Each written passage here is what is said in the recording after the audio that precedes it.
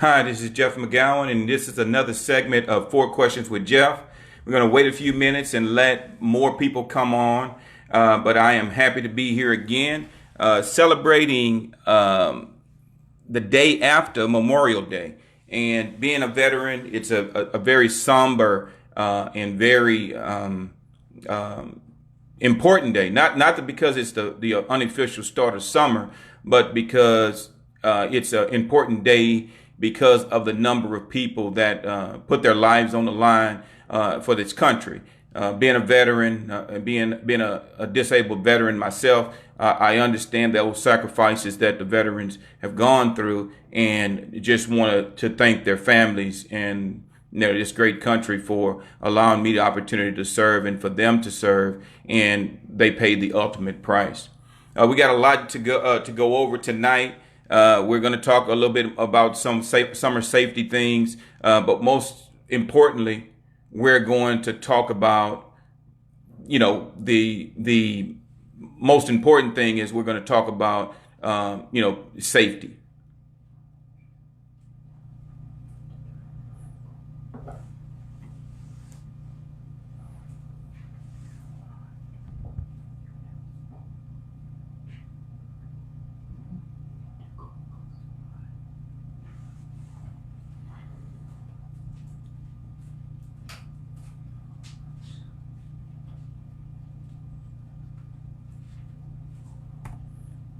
Remember the different zip codes that we talked about. That's Humble, Kingwood, Atascocita, Spring, Jersey Village, Tomball, some Cypress. All of the different subdivisions and areas that are in between.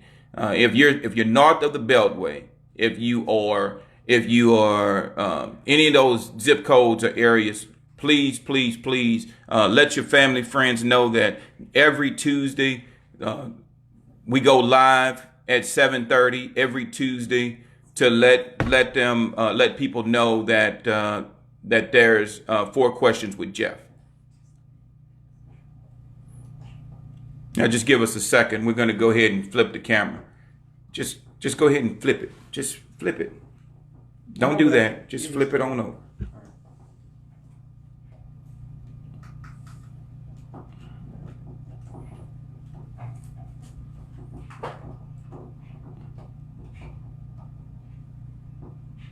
No, all the way. What? Push the back. Push the camera back. Oh, bring the tripod back.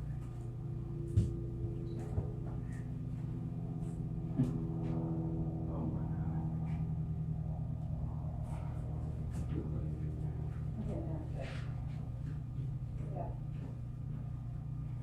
God. Okay, we're good? All right, once again, this is Four Questions with Jeff. If you have questions, now is the time to ask those questions. Let's not wait until I'm over. You can ask those questions now. Please feel free to do that as we go through the PowerPoint presentation and everything, and spread the word to family and friends that Jeff McGowen is live with Four Questions with Jeff.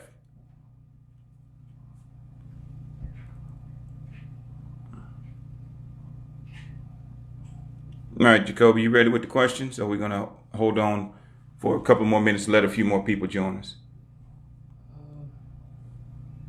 Up to you. Let's go ahead and get started. All right. Our first question is, how do you build trust in the community?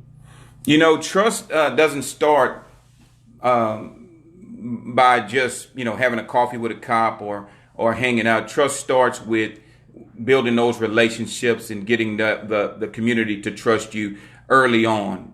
You don't want to wait until there's a tragedy or some kind of issue or something like that in the community before you build that relationship. So that's why I always talk about getting to know who the stakeholders are in the community, getting to know those people, also getting to know the pastors of the churches, getting to know those school principals and the coaches and things like that, getting to know all of those people who are stakeholders in the community. Then you can build that trust because you have somebody that can, I like to say, co-sign or say that you're legitimate and that you actually have trust in the community. So it's nothing new to what I've been doing over the past 28 years of my career, and that is going out there actually doing public speaking and things like that, letting people know that I am that kind of guy that believes in working with the community and building trust.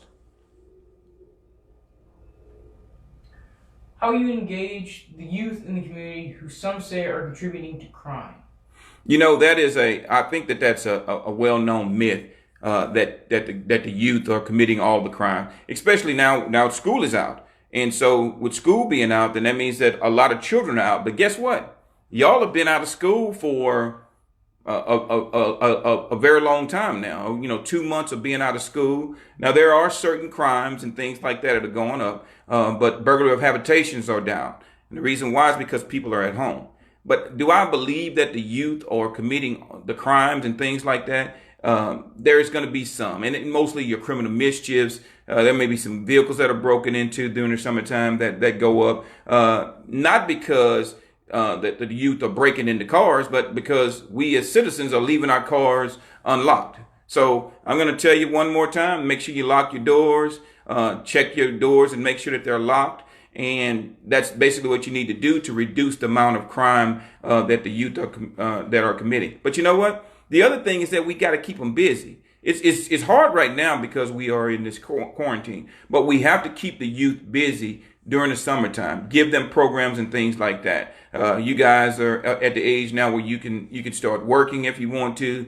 But it's going to be hard to find jobs right now because of the number of people that have been laid off and things like that. So my thing is that if you keep youth busy, if you find something for them to do in the summertime, then the likelihood of them getting into trouble and mischief and things like that, and us blaming the youth will be less. All right. What is the scam of the week? The scam of the week was sent to me by my PR team, and it is, look, we are getting a lot of stimulus checks. We're getting a lot of money because we're getting unemployment. We're getting more money than in our hands than we have in some time. Receiving a stimulus check. Income tax time is here as well for a lot of people, so they're receiving their income tax checks by now and maybe over the next few weeks. And so there's a lot of scams that's going on. And I can remember years and years ago, people would wait for their income tax check and they would buy what we call a cash car. Well, there's scams that's going on right now to where you can buy a brand new $56,000 car for $20,000. Sounds good? Would you buy it? I think not, because there's absolutely no sale. No, there's no way on this earth that your car dealership is going to sell a $50,000, $60,000 vehicle for $20,000, $30,000. This is a scam. You may get a vehicle, but I can guarantee you within a few months, you being pulled over by the police, that vehicle is going to wind up coming back stolen. And what they're doing is duplicating keys. They're going into these dealerships and they're actually stealing brand new cars, selling them on the different social media platforms, and people are falling for it. I hate to say this, but if it's too good to be true, it probably is. If somebody's selling you something and it's not from a car dealership or something like that, then you need not purchase it. If it's a $50,000, $60,000, $100,000 car and they're selling it to you for $20,000, $30,000, $40,000, $50,000, half the price of what the vehicle is, then you just thrown away $20,000, $30,000, $40,000. So that is the scam of the week. But then I also had a friend come by and tell me that someone knocked on her door and said, "Hey, I'm with your insurance company. I need to take some pictures."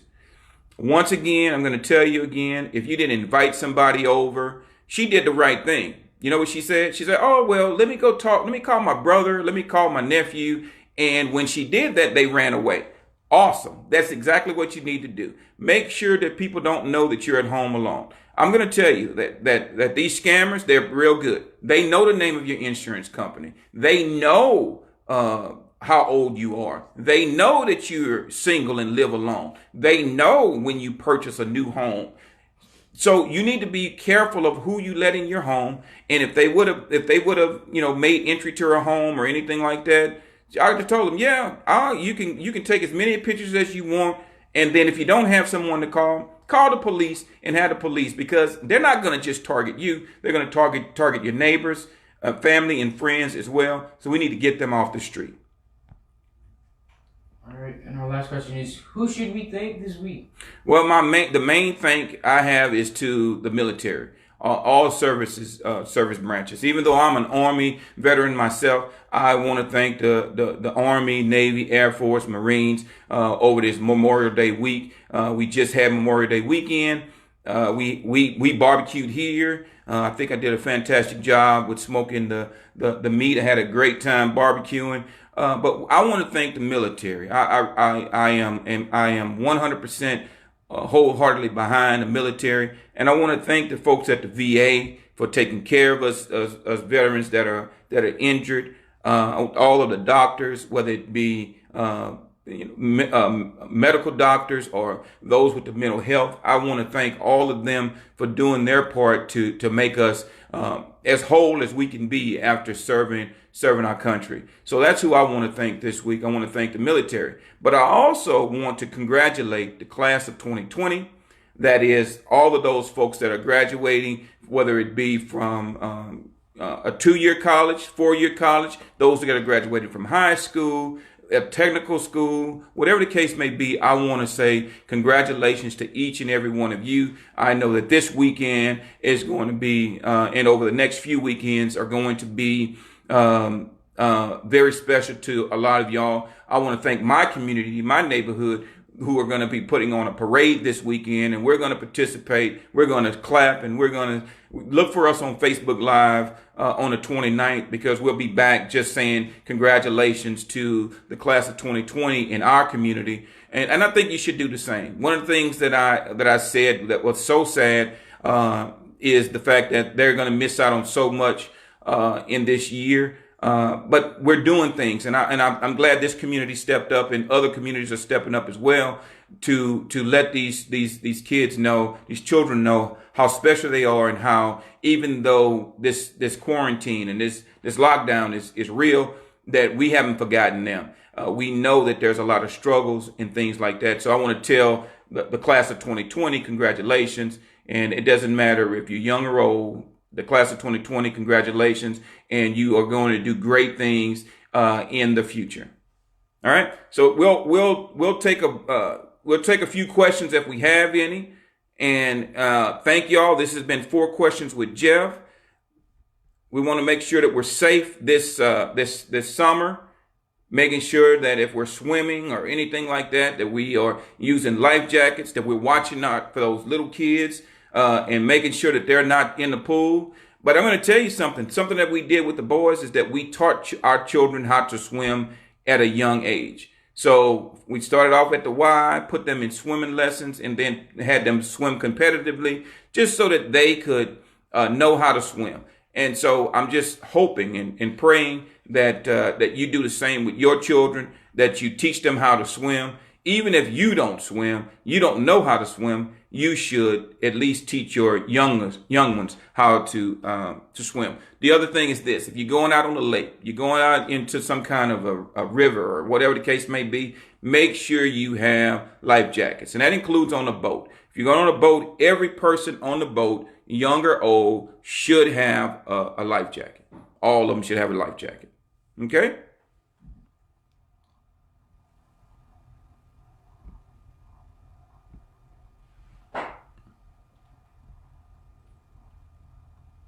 Any questions?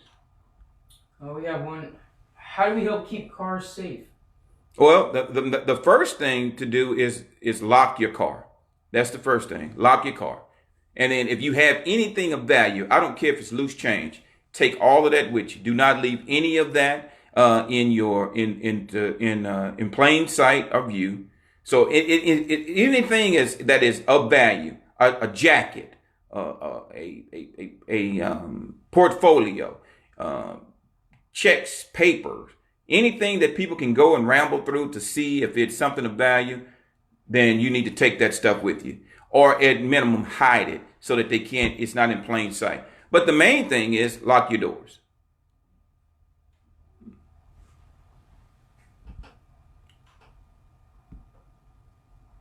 What else?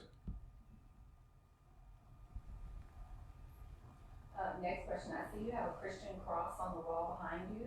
Yes. What are your feelings on the people with other religions in your precinct? Okay. I'm a Christian, but being in law enforcement, being a military person, I embrace the U.S. Constitution, and that is that any religion, any faith, everyone has to have. They have their own rights. We don't discriminate because of different religions and things like that. So I don't have any qualms or any issues with any other religion. It doesn't matter. I happen to be Catholic. I have brothers and sisters that are Methodist, some that are Baptist. I have aunts and uncles that are Jehovah's Witnesses. I have friends that are Muslims. I have some friends that are Jewish. So whatever your faith is, it's your faith. I support you 100% in your faith. The thing about it is that we're all trying to have one ultimate goal, and that's to get to heaven. How do you believe straight ticket voting will affect your run and the other Democrats running for public office? So straight ticket voting, I personally don't have an issue with straight ticket voting one way or the other. The thing about straight ticket voting and what I want people to understand is that it doesn't matter. You vote for the person that you think is most qualified. When I say vote for the people that's most qualified, of course, that means voting for Jeff McGowen.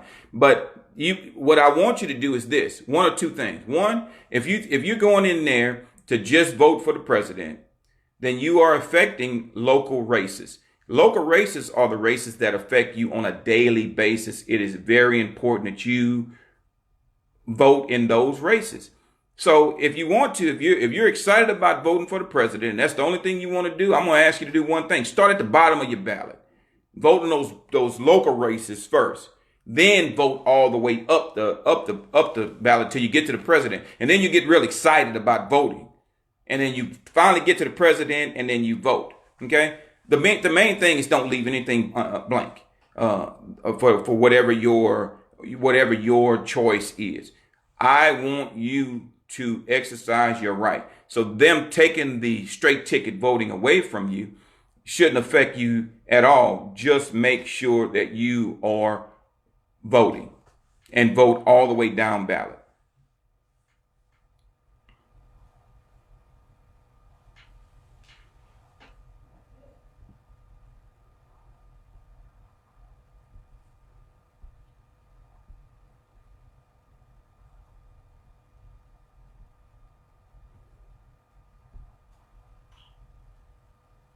That's all the questions we have. So, well, this has been 4 Questions with Jeff. Thank you for joining me once again for 4 Questions with Jeff. I will be back here next Tuesday at 7:30. Now, the good thing about 4 Questions with Jeff is that it doesn't end here. What I need you to do is share it, like it, share it, like it, share it. I'm going to keep saying it. What the common thread is to share the video with family and friends, and then let them know that you're supporting Jeff McGowen and that you want Jeff McGowen to be the next constable for Precinct 4, Harris County, and that you believe in my vision in working with the community. This has been 4 Questions with Jeff, and you can ask questions later on. Please feel free to do so. I appreciate everything that the community is doing. Thank you. This is 4 Questions with Jeff.